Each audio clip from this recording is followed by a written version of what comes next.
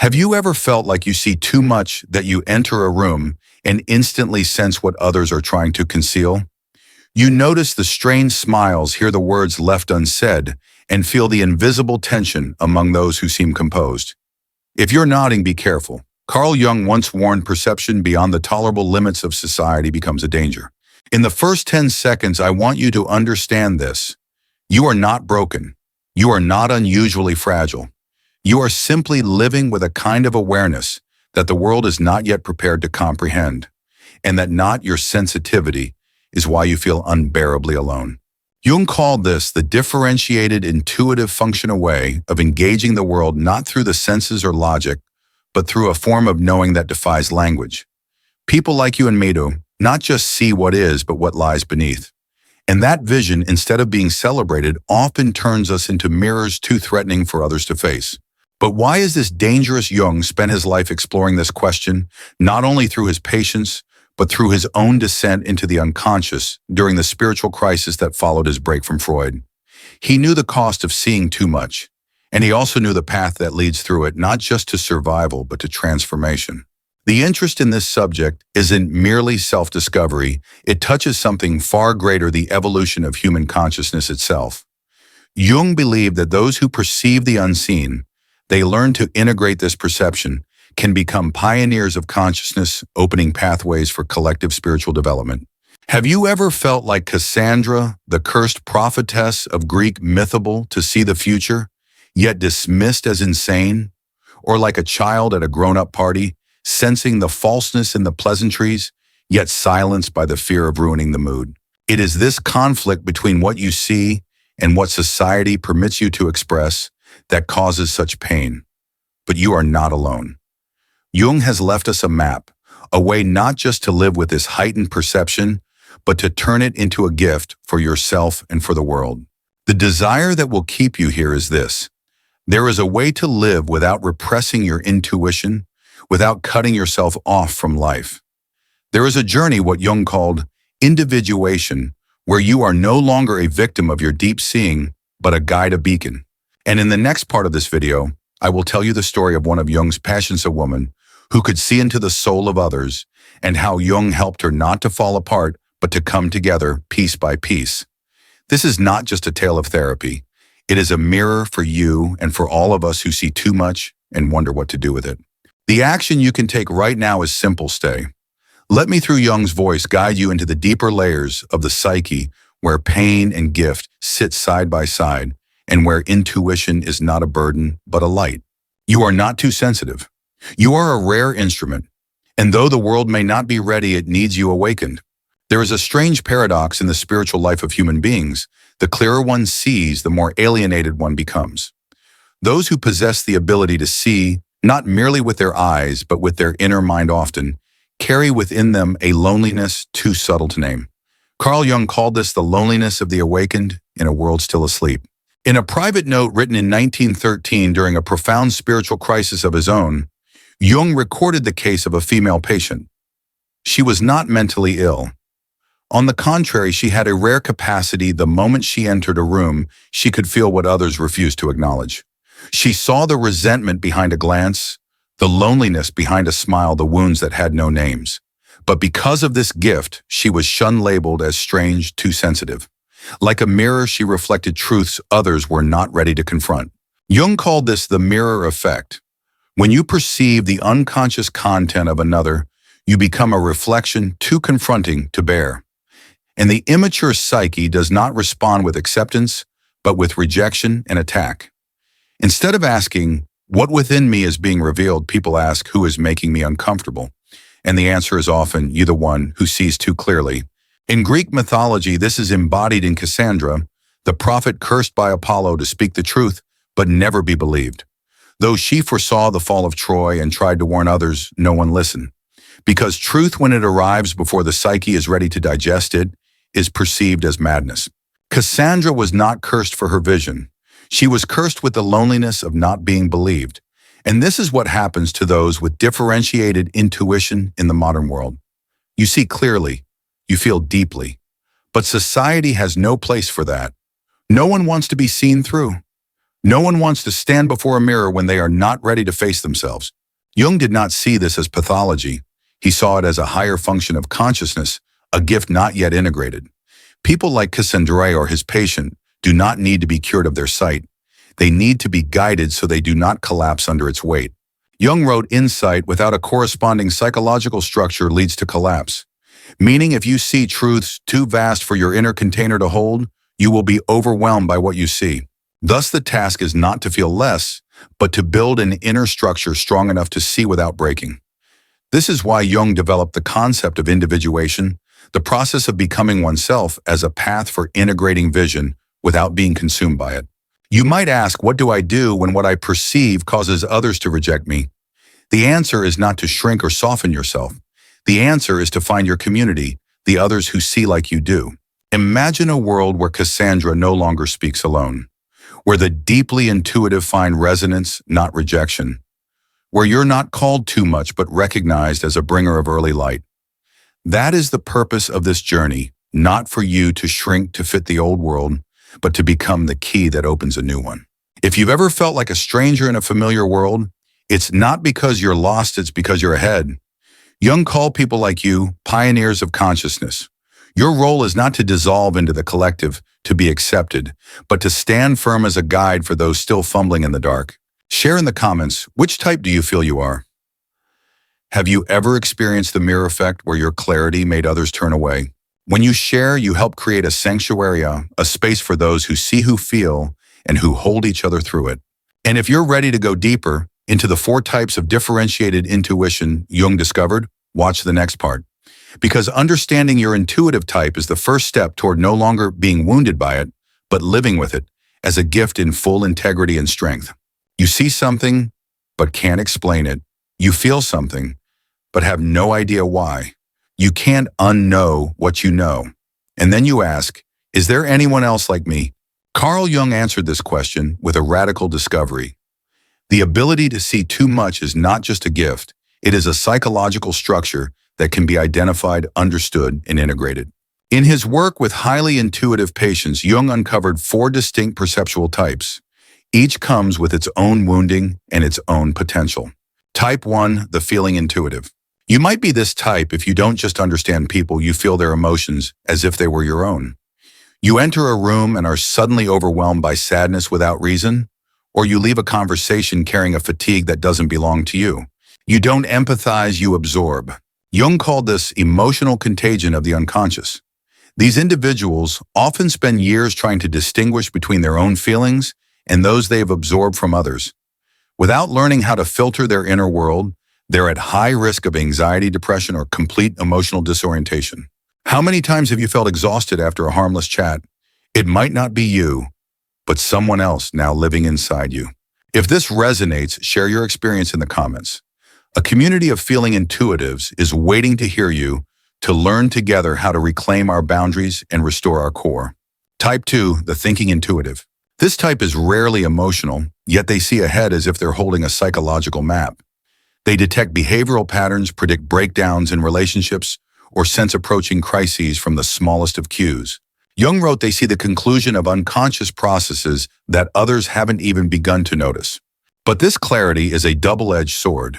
When they speak of their foresight, they're often dismissed as negative, cold, or ruiners of the mood. Eventually, they learn to stay silent, but the vision never stops. Have you always been right, but no one believed you until it was too late? Comment if you've ever been labeled too logical just for seeing what others don't.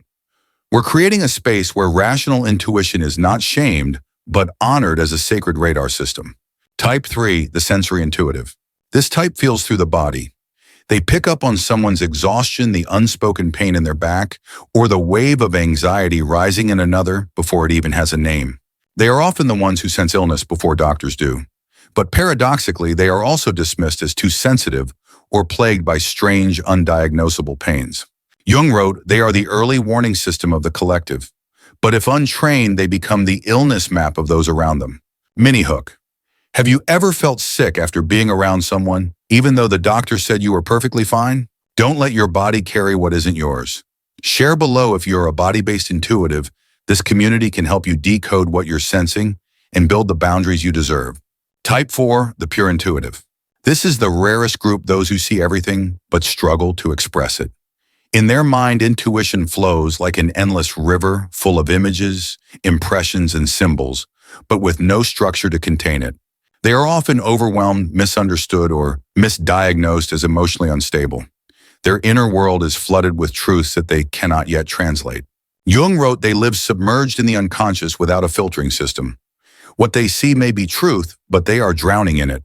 Do you know something deep and true, but can't find the words to say it out loud? If you're the type who feels everything but can't explain it, let us hear you.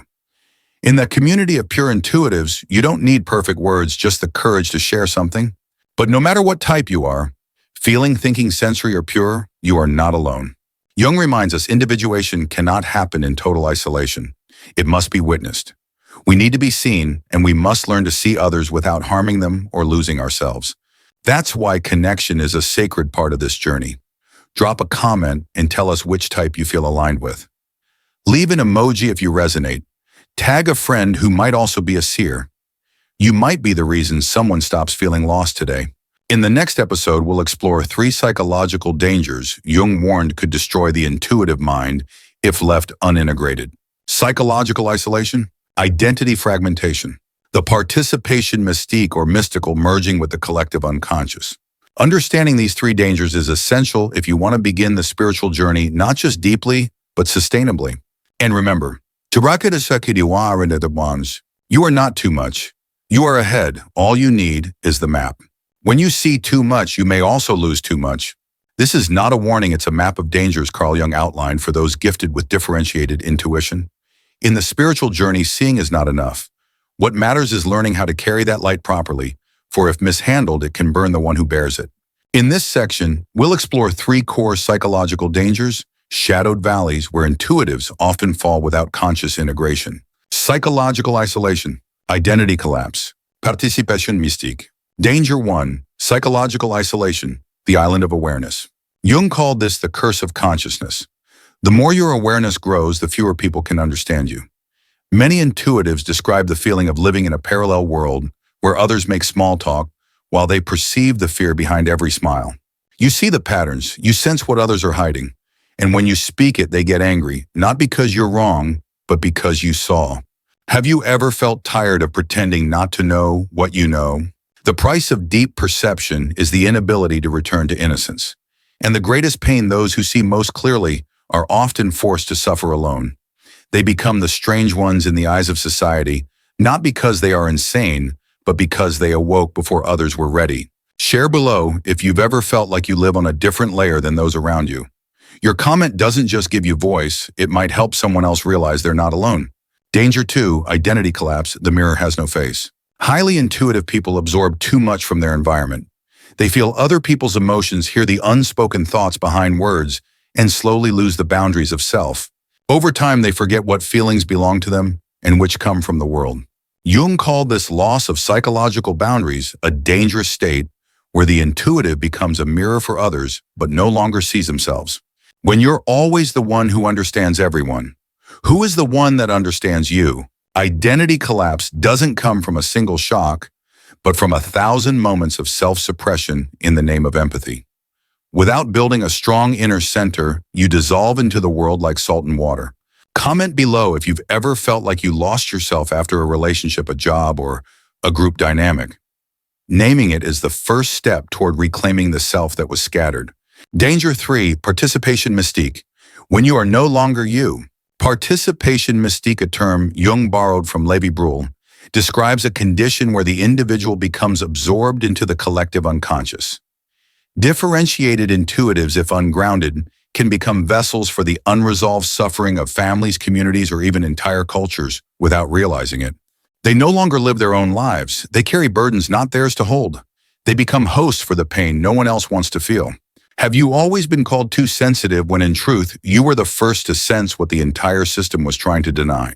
Jung wrote, "You are not going mad, you are carrying the unconscious of the collective."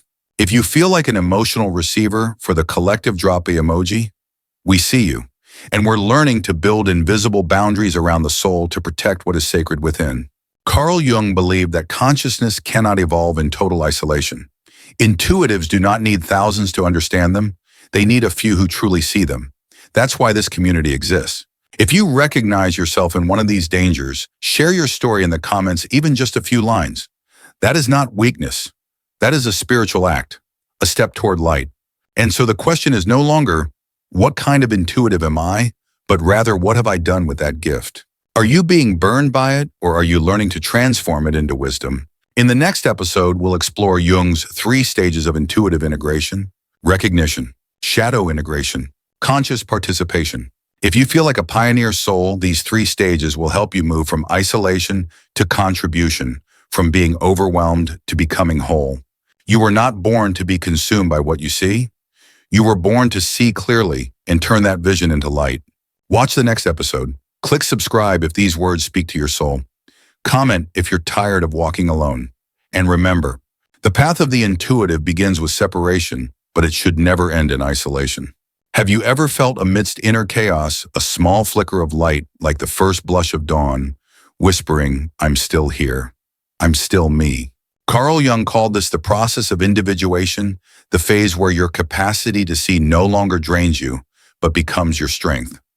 This is the moment you stop merely surviving and begin radiating, guided by the gift of deep intuition you carry within.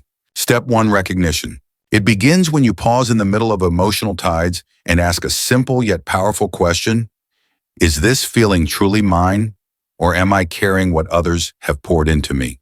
In that moment, you begin sketching a sacred boundary between inner and outer, between the self and the collective unconscious.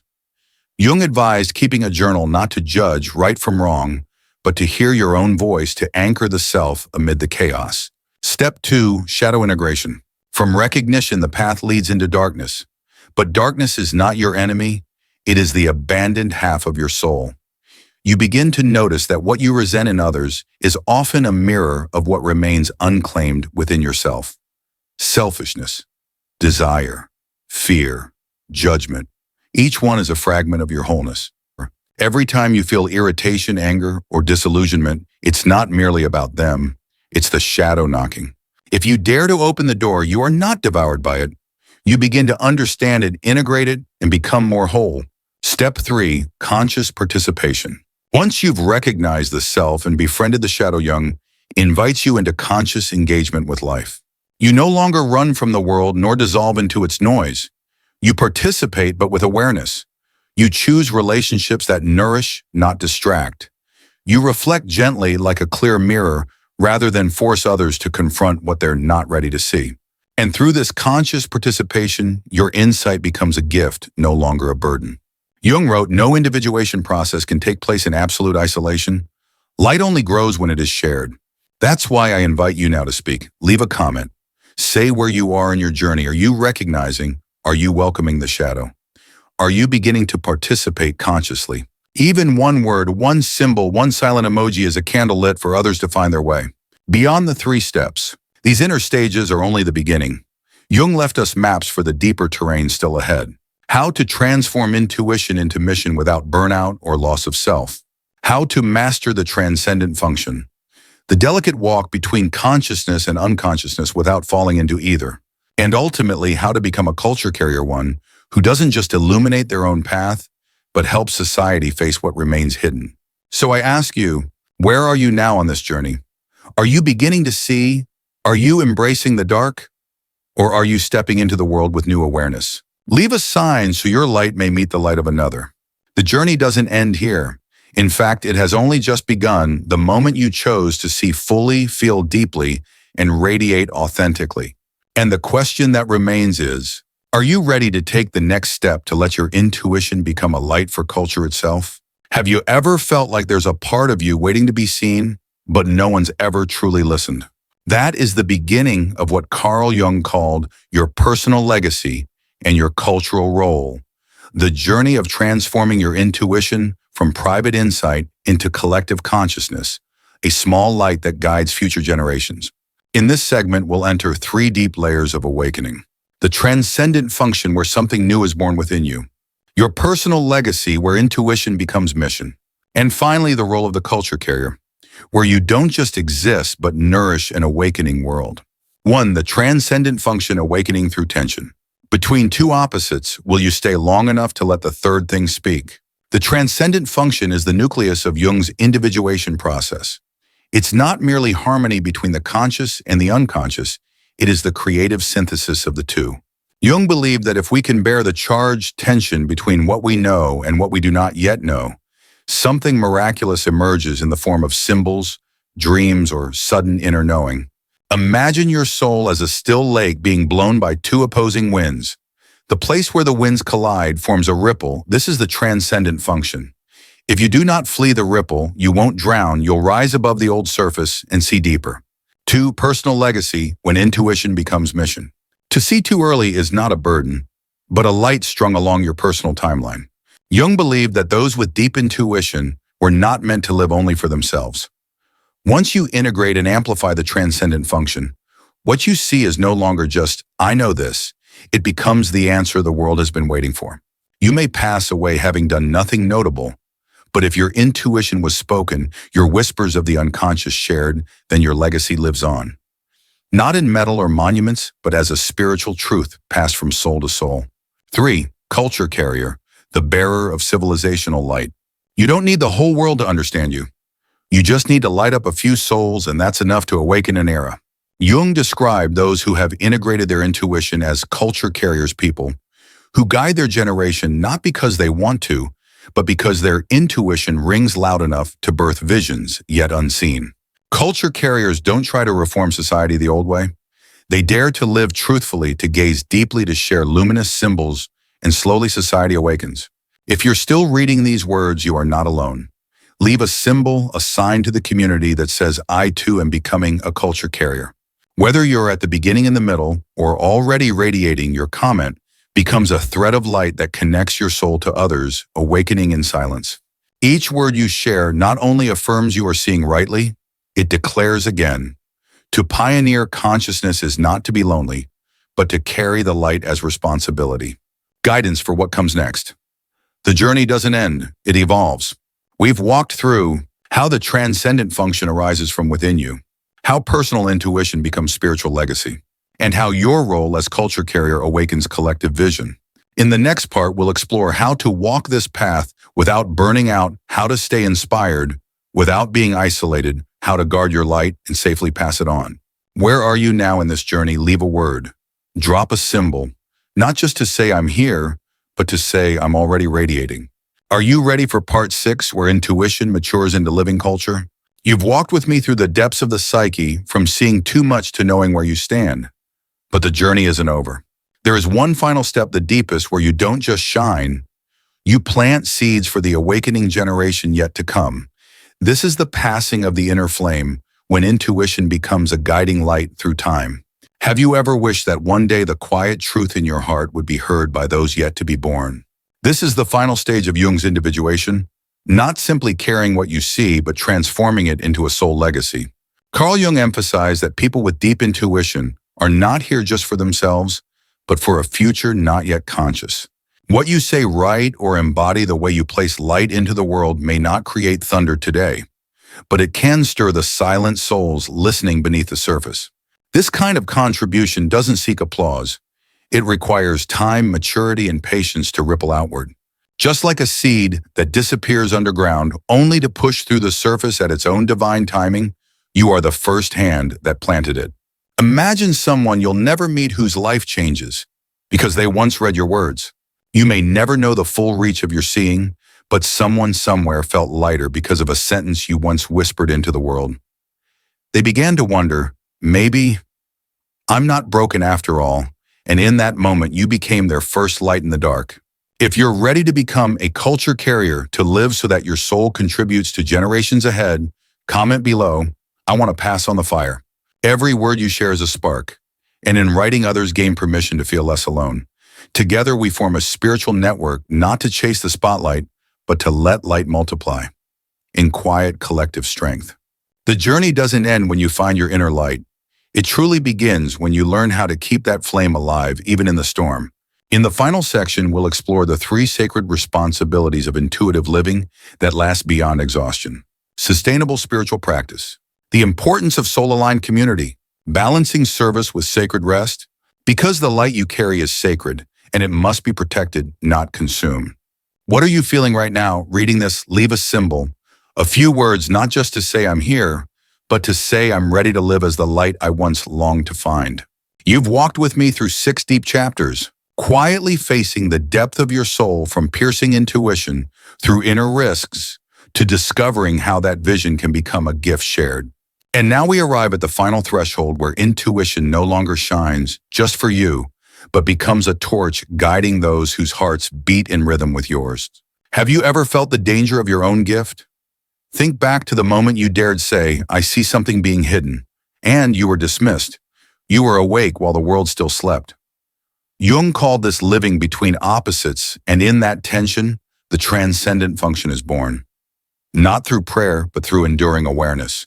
The transcendent function is the spiritual bridge between your conscious and unconscious mind, a space where there's no longer a battle, but a new third thing, full of life.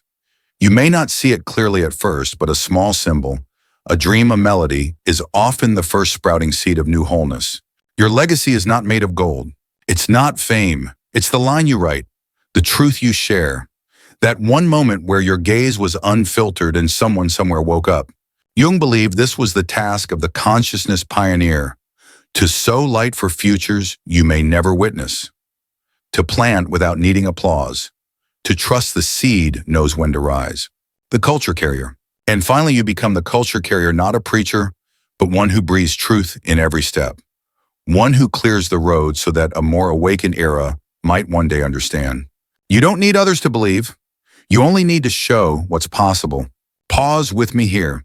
If you've made it to this moment and your heart trembles with gratitude, recognition, or quiet relief, leave a sign, an emoji, a word, a sentence. I feel it too. I'm here. I am a culture carrier. Your small act of presence lights a candle in the dark, and your presence invites others to find themselves reflected in your courage. From this, a silent but powerful network emerges, not to become loud, but to become light. And if you wish to continue, this journey isn't over. The final chapter is not content, it's action. How to keep your intuitive light alive through time. How to protect it from ego. How not to turn your calling into a lonely mission. We'll explore how to sustain that energy through conscious connection, restorative rest, and a form of intuitive maturity that stays gentle, even as it grows strong. Before you close this video, remember, you are not a burden. You are a trail back home. You don't need to be understood by the world. You only need to start with one soul who sees you. When you share, when you subscribe, when you comment, you're not just interacting with a video. You're joining a spiritual movement, quiet but weighty with meaning. Subscribing is not following a speaker, it's walking a path back to yourself. Commenting is not just words, it's saying, I'm ready too. I see and I am seen. I'll see you in the next video, where we'll learn how to keep the flame from ever going out. And if these words touch something in you, then you've already seen what I didn't say. But I know you, and that's enough.